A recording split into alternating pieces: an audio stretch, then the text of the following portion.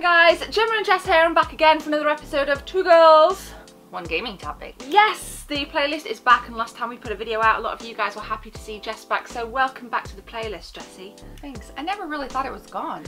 Well, it wasn't gone. The last video, aside from the one we just did, the video before that was March. Oh my god. So there was a little chunk of time between that episode and the last one, so we thought we would kind of be a little bit more consistent. And you've read the title, and today we want to ask a question to you good people and share our own thoughts as to whether or not the Nintendo Switch has too many games, especially indie games. Now, when I proposed this to you yesterday, you were like, no. That's fantastic. And yeah, I think it's ridiculous that people have a problem with it.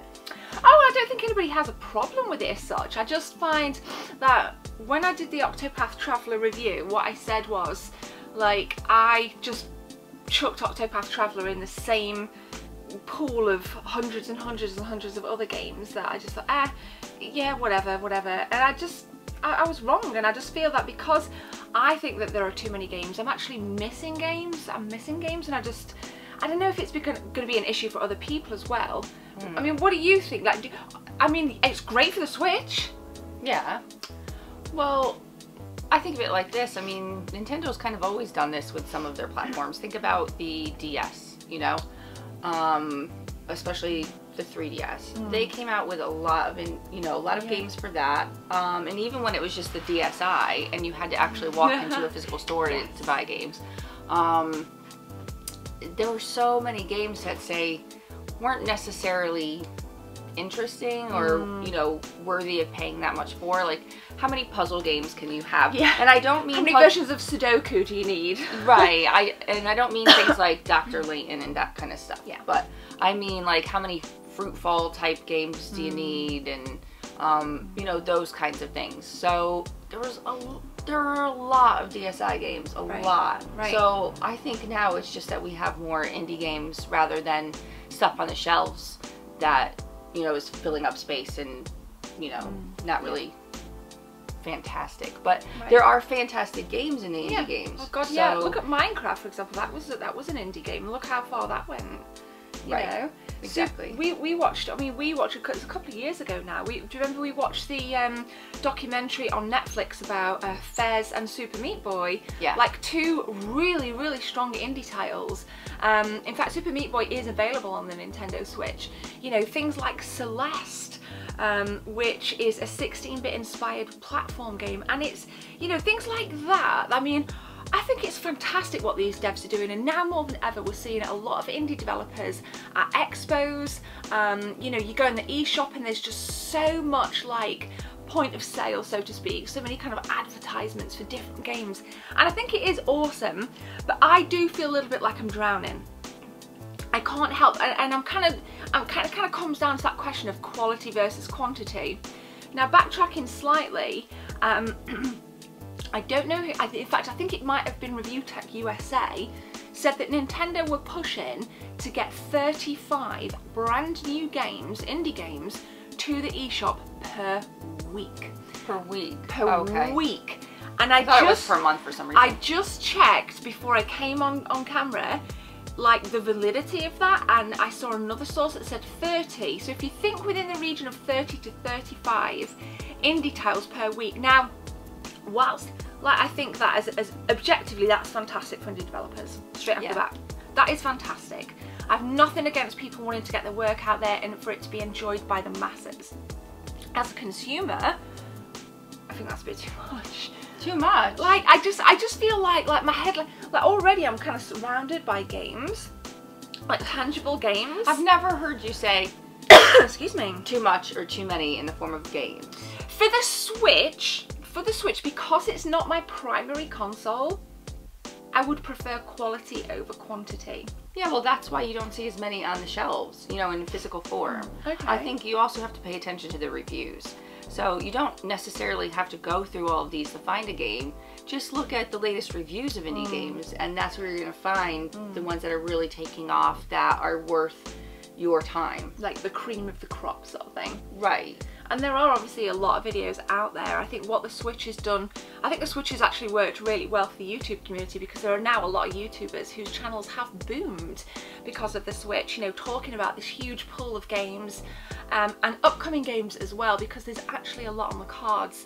But it really just kind of spiked my interest when I was like thinking about Octopath Traveler and doing like a little bit of research into it, and how naive I was in thinking that this is just gonna be another, you know, generic game. And actually there's a lot of layers to that game that make it really, really worthwhile and really, really worth picking up. And if you haven't seen you know, my initial thoughts, I'll put it in the cards. Go and check it out in the cards after you've seen this video. Now, there's no denying the power of the Switch and how successful it's been compared to the Wii U especially. Yeah. No competition. No competition at all. What do you think as kind of, because I know you were kind of more of a, I love Nintendo, but I'm more of like a cartridge-based Nintendo, like the N64 down.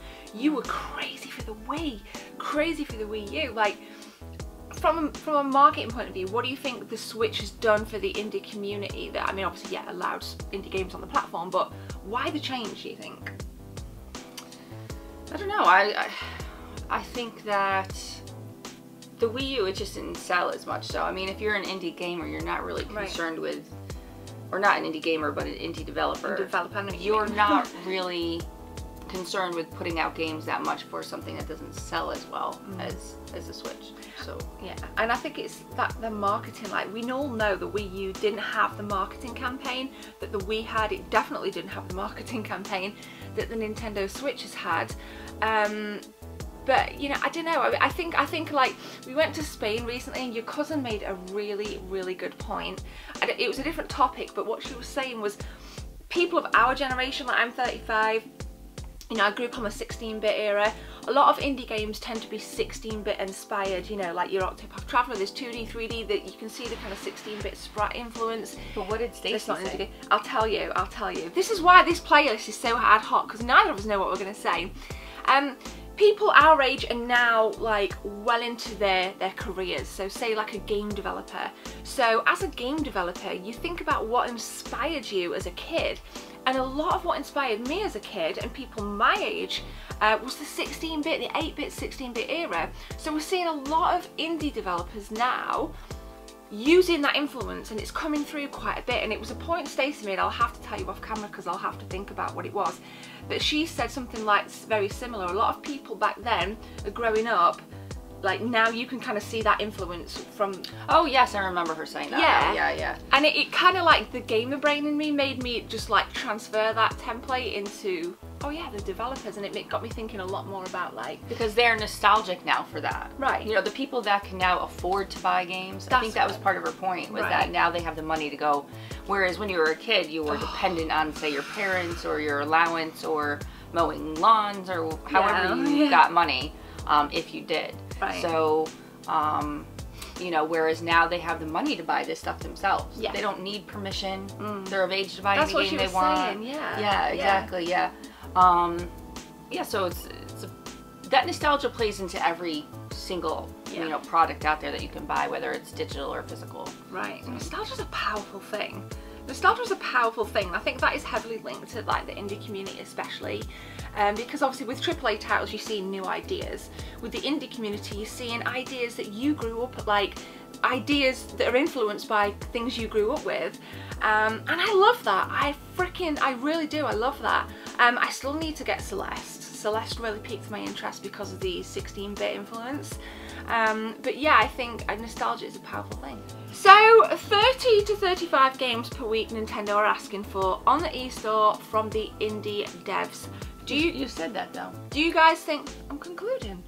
I'm concluding. Sorry, I'm just messing with her. So ad hoc. Do you guys think that is too much? Jess, yes or no? Do you think that is too much? That is quite a lot, but no, whatever. The more the merrier. Okay, fair play. For me personally, I think it's slightly too much. I'd rather see, I'm not saying they're not all quality, but I would like to see 5 quality indie titles rather than 30, 6, 7 out of 10, maybe, you know what I mean? But let us know what you guys think in the comment section below. It's always nice to see you guys add some value to Two Girls One Gaming topic, as it is so random and ad hoc, and neither of me or Jess. This is the beauty of it. Like, sometimes you say this every video. You like turn around to me and you just, like, see what I mean? You see this every video. I'm like, dude, honestly, yeah, because this is freaking new viewers. Do you know what I mean? Oh yeah, true. Come on, wake up. I haven't had my coffee. No, neither have I. Let's go get a coffee. Anything else you want to conclude, say? No. Okay. Well, thank you very much for watching, guys. I'll be back Friday with a video. But for now, my name's Gemma. Her name's Lauren. No, it's not. It's Jess. Take care. We'll be back with another episode soon. Bye. Oh yeah, and subscribe and like. Bounce for the Mario, bounce for the Metroid, bounce for the retro gamers and we make noise. Bounce for the Contra, bounce for the MK retro gamers. We will have it. This is our day. Bounce for the Mario, bounce for the Metroid, bounce for the retro gamers and we make noise. Bounce for the Contra, bounce for the MK retro gamers. We will have it. This is our day. Detonator Oregon, lava field origins. The story most important. Yes, my lyrical.